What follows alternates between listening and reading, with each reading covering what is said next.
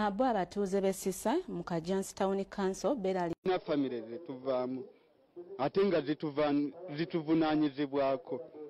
Ezigo okunanga 3 batta muganda wange mu bukambwe obubi ennyo bamukuba yamutwalako ne piki. Twagezaako kye tusobola, twagende Entebbe batusindika e Mulago era twamaliza biganye. Naye obunafu obuli ku poliisi yaffe wogituukako ng'ofunye obuzibu obuyambi ekuwa butini nnyo.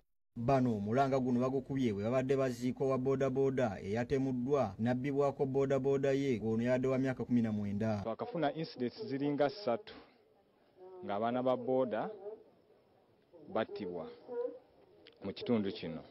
Tusaba okwongeramu amaanyi ku nsonga eyo kubanga mu mwezi gumu ekitundu kino tuziisa abantu 2.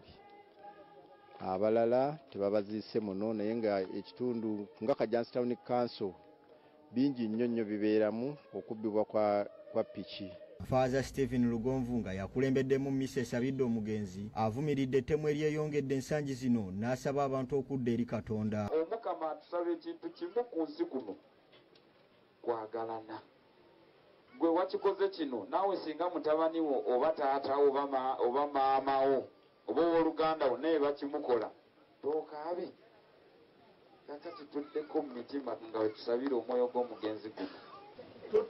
Tuziika ba boda be basse ne weebuuza kiki.